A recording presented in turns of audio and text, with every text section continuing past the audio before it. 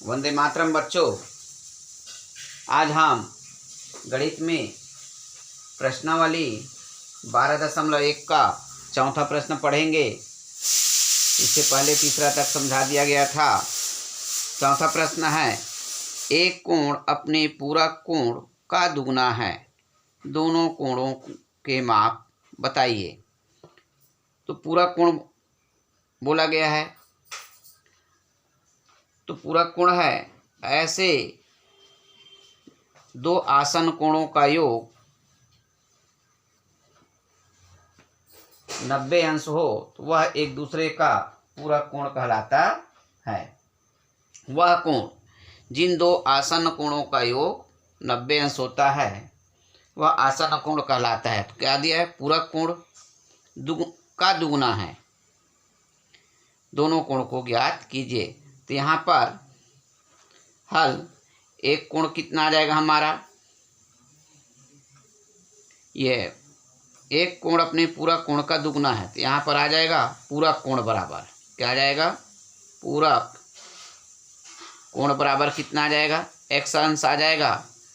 तो एक कोण कितना आ जाएगा, एक कोण बराबर आ जाएगा 2 गुणा x बराबर 2x आया। क्या आ जाएगा, x धन 2x बराबर कितना आ जाएगा 90 अंश। क्या आ जाएगा, 2x एक एक से जोड़ेंगे कितना आ जाएगा 3x बराबर 90 अंश।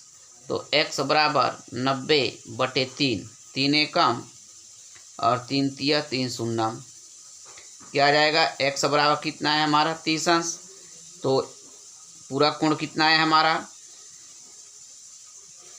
पूरक कोण बराबर आया 30 अंश। तो एक कोण कितना आ जाएगा हमारा, एक कोण 2 गुणा 30 बराबर आ जाएगा हमारा 60 अंश। इसी प्रकार पांचवा प्रश्न है, एक कोण अपने संपूरक कोण का आधा है। एक कोण अपने संपूरक कोण का आधा है। हल आ जाएगा, माना कि संपूरक कोण बराबर कितना आ जाएगा, x अंश आ जाएगा, और एक कोण कितना आ जाएगा हमारा x/2 हो जाएगा। क्योंकि एक कोण को आधा बोला है, इसमें संपूरक कोण की परिभाषा है वह कोण जिसका माप, जिन दो कोणों का माप 180 अंश होता है वह एक दूसरे का संपूरक कोण कहलाता है। तब क्या आ जाएगा, संपूरक कोण x है, पूरक कोण x/2 बराबर 180 अंश आ जाएगा। इसका बटे कुछ नहीं माने एक मान लो। अब दोनों में लघुत्तम आ जाएगा हमारा 2। क्या आ जाएगा, 2 का एक साथ गुणा हो जाएगा, क्योंकि इसका हर एक है, हर का भाग देंगे 2 बार जाएगा। क्या आ जाएगा, 2 गुणा x धन ये क्या आ जाएगा 1 गुणा x हो जाएगा बराबर 180 अंश। आ जाएगा 2x धन x/2 बराबर 180 अंश। तब आ जाएगा 2 और 1 कितना आ जाएगा 3x/2x 2 बराबर 180 अंश। अब 2 उधर जाकर के क्या हो जाएगा, तिर्यक गुणा, तो 3x बराबर 180 गुणा 2, तो x बराबर आ जाएगा 180 गुणा 2/3, 3 एकम 3, 3 छक्के 18, 3 शून्य शून्य। तो x बराबर आया 60 गुणा 2 बराबर 120 अंश। तो क्या आ जाएगा हमारा संपूरक कोण, संपूरक कोण बराबर 120 अंश और एक कोण बराबर 120/2 बराबर 60 अंश। अब दोनों को जोड़ लीजिए तो 180। छठवां प्रश्न है, XOZ व एस ओ वाई दो सरल रेखाएं हैं। यदि कोण एक्स ओ वाई बराबर कितना दिया है हमारा, ये 40 अंश दिया है, हो तो कोण एस ओ जेड व कोण एक्स ओ एस का मान ज्ञात कीजिए या मान बताइए। तो क्या होता है हमारा हल, कोण एक्स ओ वाई बराबर 40 अंश दिया है, कोण एक्स ओ वाई बराबर कोण एस ओ जेड क्या हो जाएगा हमारा 40 अंश, ये भी हो जाएगा क्योंकि शीर्षाभिमुख कोण है। लिख लो, शीर्षाभिमुख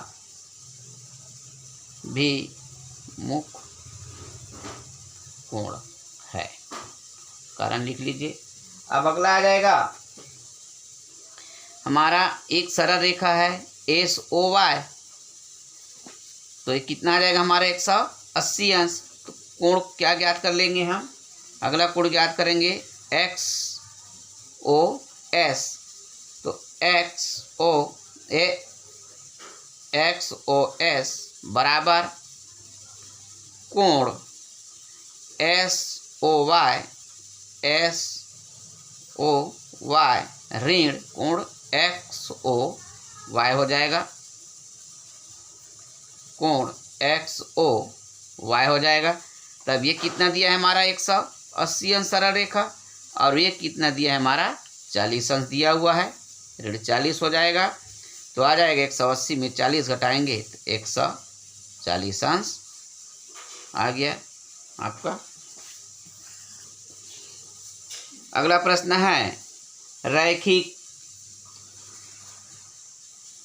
युग्म का एक कोण नीचे दिया गया है, दूसरा कोण ज्ञात कीजिए। तो रैखिक युग्म कोण का परिभाषा है वह कोण जिसका माप 180 अंश का हो वह रैखिक युग्म कोण कहलाता है। उसमें पहला का मान क्या दिया है 35 अंश, दूसरा कोण एक कोण का मान दिया है 1, कोण बराबर 35 अंश, तो दूसरा कोण बराबर 180 में 35 घटा लेंगे तो आ जाएगा, घटा लो 5 4 1 145 अंश। इस प्रकार इसका दूसरा प्रश्न है, एक कोण किया है, एक कोण कितना दिया है 1, कोण बराबर 105 अंश, तो दूसरा कोण ज्ञात कर लेंगे, दूसरा कोण बराबर 180 ऋण 105, तो घटा लेंगे इसको, कितना आ जाएगा ये हमारा 75 अंश। इसी प्रकार इसका तीसरा प्रश्न है, तीसरा प्रश्न में एक कोण कितना दिया है 1, कोण बराबर 72 अंश है, तो दूसरा कोण बराबर आ जाएगा 180 ऋण 72, तभी कितना आ जाएगा हमारा 108 अंश आ जाएगा। अब इसका चौथा प्रश्न है, इसमें दिया है एक कोण बराबर 140 अंश, तो दूसरा कोण ज्ञात कर लो, दूसरा कोण बराबर 180 ऋण 140, तो कितना है हमारा 40 अंश। इसी प्रकार इसका पांचवा और छठवा में दिया है, पांचवा में 125 अंश, छठवा में 54 अंश, तो ये दोनों आपका गृह कार्य है, दोनों बनाएंगे। अगला प्रश्न है 9वां, नीचे दिए गए चित्रों में एक कोण का मान दिया गया है, दूसरे शीर्षाभिमुख कोण का मान ज्ञात कीजिए। पहला है, चूंकि शीर्षाभिमुख कोण एक दूसरे के बराबर होते हैं, चूंकि शीर्षाभिमुख मुख्य कोण एक दूसरे के बराबर होते हैं। क्या आ जाएगा? दूसरा शीर्षाभिमुख कोण क्या आ जाएगा? दूसरा शीर्षाभिमुख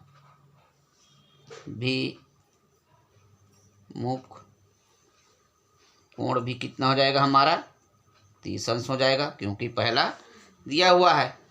अब इसका दूसरा है, ये भी वही है हल।